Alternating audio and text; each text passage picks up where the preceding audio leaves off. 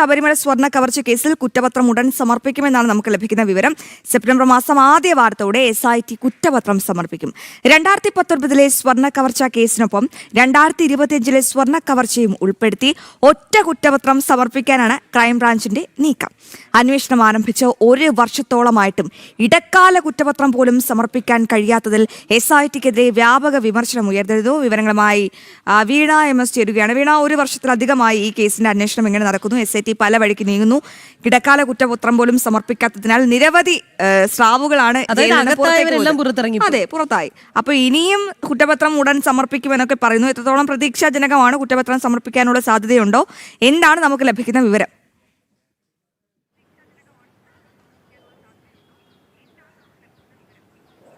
Aswathy Rakhi, Sabarimala സ്വർണ്ണക്കവർച്ച case ആ ഒരു സംഭവം നടന്ന ഒരു വർഷം പിന്നിടുന്നു. അത് വർഷങ്ങൾക്ക് ശേഷമാണ് ആ ഒരു കേസ് അന്വേഷണം അടക്കം ആരംഭിച്ചതും എന്നുള്ളതാണ്. പക്ഷേ അന്വേഷണം ആരംഭിച്ച് ദിവസങ്ങൾ കഴിഞ്ഞിട്ട് പോലും ഒരു വർഷം പൂർത്തിയാകുമ്പോൾ പോലും ഇടക്കാല റിപ്പോർട്ട് പോലും സമർപ്പിക്കാൻ സാധിക്കാത്ത ഗുരുതരമായിട്ടുള്ള വീഴ്ച SP ശശിധരന്റെ നേതൃത്വത്തിലുള്ള പ്രത്യേക അന്വേഷണ സംഘത്തിന്റെ ഭാഗത്തു നിന്നുണ്ടായത്. ഹൈക്കോടതിയുടെ ഭാഗത്തു നിന്ന് രൂക്ഷമായ വിമർശനം ഏറ്റുവാങ്ങേണ്ടി വന്നു. ആ സാഹചര്യത്തിലാണ് ഇനി അന്തിമ കുറ്റപത്രം സമർപ്പിക്കുവാനുള്ള ഒരു തീരുമാനം. അതുമായി ബന്ധപ്പെട്ടുള്ള നടപടികളിലേക്ക് SIT സംഘം കടന്നു എന്ന് നമുക്ക് മനസ്സിലാക്കാൻ സാധിക്കുന്നത്. ഇതുമായി ബന്ധപ്പെട്ട് കഴിഞ്ഞ ദിവസം ഒരു പ്രാഥമിക യോഗം SIT സംഘം ഉദ്യോഗസ്ഥർ ചേർന്ന് നടത്തിയിരുന്നു. ആ യോഗത്തിൽ കുറ്റപത്രം സമർപ്പിക്കുന്നതുമായി ബന്ധപ്പെട്ട് അത് തയ്യാറാക്കുന്നതുമായി ബന്ധപ്പെട്ടുള്ള കാര്യങ്ങൾ ചർച്ച ചെയ്യുകയും എന്തൊക്കെ കാര്യങ്ങൾ ഉൾപ്പെടുത്തണം എന്നുള്ള കാര്യത്തിൽ ധാരണയായിട്ടുണ്ടെന്നാണ് നമുക്ക് മനസ്സിലാക്കാൻ സാധിക്കുന്നത്. പ്രാരംഭഘട്ടമായി ആ ഒരു നടപടികൾ ആരംഭിച്ചു കഴിഞ്ഞു എന്നുള്ള വിവരങ്ങൾ കൂടി പുറത്തു വരുന്നുണ്ട്.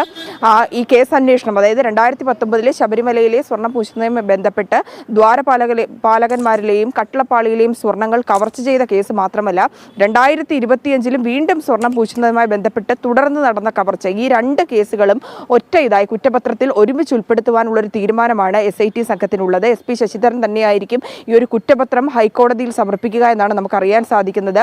SIT സംഘത്തിന്റെ നീക്കം സെപ്റ്റംബർ ആദ്യ വാരത്തോടു കൂടി ഒരു റിപ്പോർട്ട് ഹൈക്കോടതിയിൽ സമർപ്പിക്കാനാണ്.